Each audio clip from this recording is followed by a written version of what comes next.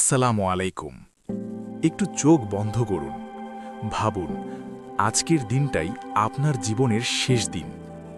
মা ডাকছে, বন্ধুরা মেসেজ দিচ্ছে, কিন্তু আপনি আর উত্তর দিচ্ছেন না। চারজন মানুষ আপনাকে কাঁধে তুলে নিয়ে যাচ্ছে আপনার ঘর থেকে চির বিদায়ের পথে। কবরের মাটির প্রথম চাঁপটা কেমন হবে?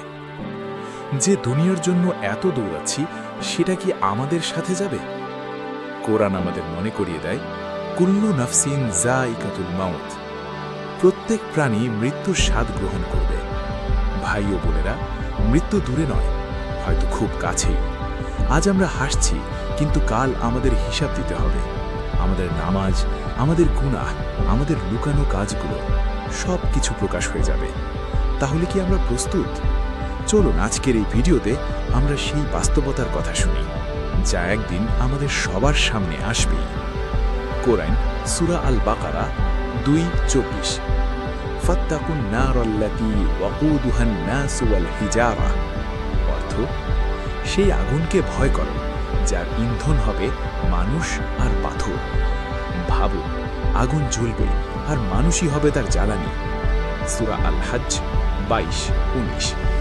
ফাল্লাযীনা কাফারু কুত্তিয়াত লাহুম সিয়াবুম মিন নার। অর্থ, তাদের জন্য তৈরি হবে আগুনের পোশাক। পোশাক আমাদের ঢেকে রাখে, কিন্তু সেখানে পোশাকই হবে আগুন। সূরা আল হজ্জ 22:20।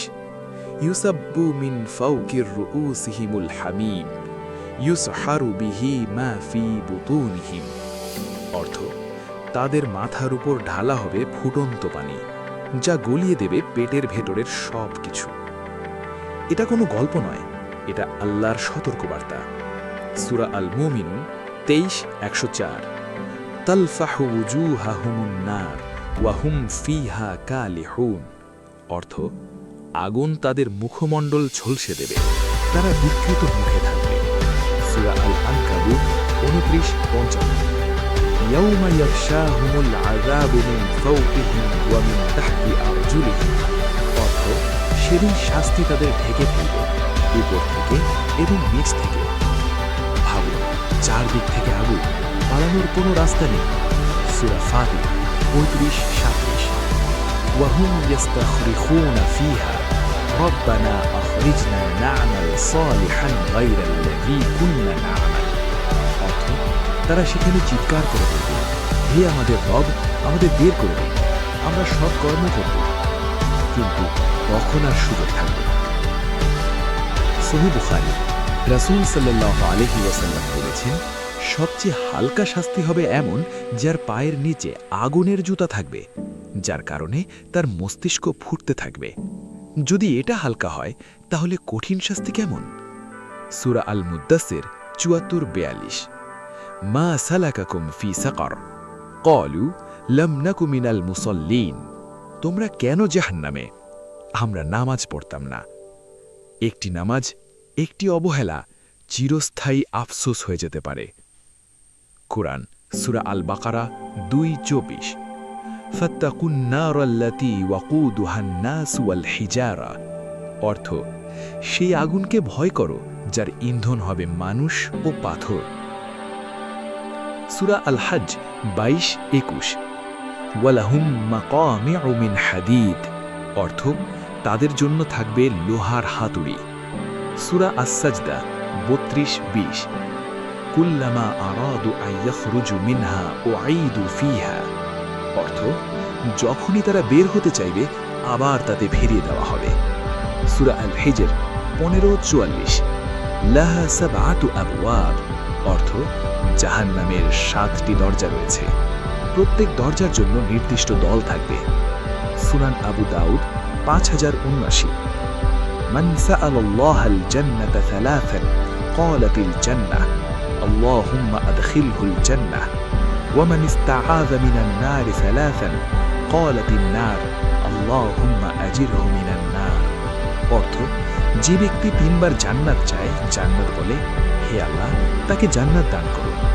আর যে ব্যক্তি 3বার জাহান্নাম থেকে আশ্রয় চায়, জাহান্নাম বলে, হে আল্লাহ, তাকে আগুন থেকে রক্ষা করুন। সহিহ মুসলিম 28:28। ইন্না হজরান উলকিয়া ফি জাহান্নাম ফাহুয়া ইয়াহউই ফিহা ৭০ খরিফা। অর্থ, একটি পাথর জাহান্নামে নিক্ষেপ করা হলে তা ৭০ বছর ধরে নিচে পড়তেই থাকবে। সহিহ বুখারী ৩২-৬৫। নারুকুম হাযিহি আল্লাতী ইউকিদু বানু আদম জুজউম মিন ৭০ জুজআম মিন নারি জাহান্নাম। অর্থ, তোমাদের এই দুনিয়ার আগুন জাহান্নামের আগুনের ৭০ ভাগের ১ ভাগ মাত্র। কুরআন সূরা আন-নিসা ৪:৫৬। ইন্নাল্লাযীনা কাফারু বিআয়াতিনা সাওফা নুসলিহিম নারা কুল্লামা নাযিজাত জুলুদুহুম বাদদালনাহুম জুলুদান গায়রাহা লিয়াযূকুল আযাব ইন্নাল্লাহা কানা আযীজান হাকীমা।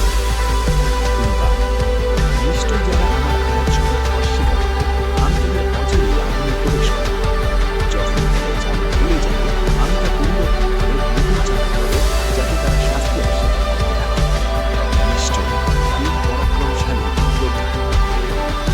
ভাই একবার কল্পনা করুন, দুনিয়ার আগুনে সামান্য ছোঁয়া আমরা সহ্য করতে পারি।